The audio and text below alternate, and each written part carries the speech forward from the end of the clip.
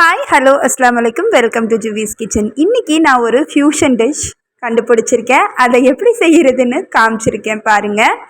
So fusion dish வந்து எப்படின்னா, நம்ம ஃப்ரெஞ்ச் ஃப்ரைஸ் செய்வோம் இல்லையா, அதுவும் பஜ்ஜியும் ஆட் பண்ணி ஃப்ரெஞ்சின்னு பேரும் வச்சுருக்கேன். Hope you like this.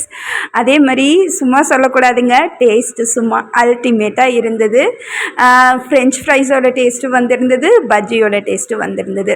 So French ஃப்ரைஸ்க்கு நம்ம என்ன பண்ணுவோன்னா, பொட்டேட்டோஸை கட் பண்ணிவிட்டு ஹாஃப் பாயில் பண்ணி எடுத்து அதை நல்லா நான் தொடச்சி வச்சுட்டு, பஜ்ஜி மாவு ஆஸ் யூஷுவல் நான் அரிசி மாவு, பஜ்ஜி மாவு, அப்புறம் தோசை மாவு, அது கூட மிளகாத்தூள், கறி மசால் தூள், ஜேபி மசால் தூள் எல்லாமே கொஞ்சம் கொஞ்சம் ஆட் பண்ணி, உப்பு ஆட் பண்ணி நல்லா மிக்ஸ் பண்ணி எடுத்துட்டேன்.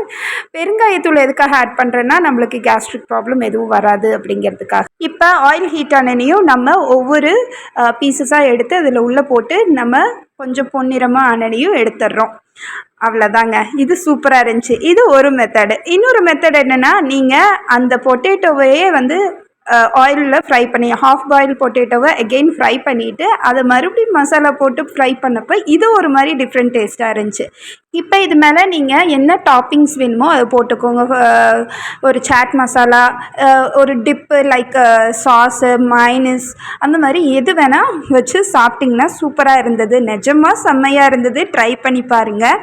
மோர் தென் நீங்கள் ஃப்ரெஞ்ச் ஃப்ரைஸ் கொடுக்கறதுக்கு இது குழந்தைங்களுக்கு பெட்டர்னு நான் சொல்லுவேன். பிடிச்சிருந்தா கண்டிப்பாக கமெண்ட் பண்ணுங்கள். தேங்க்யூ.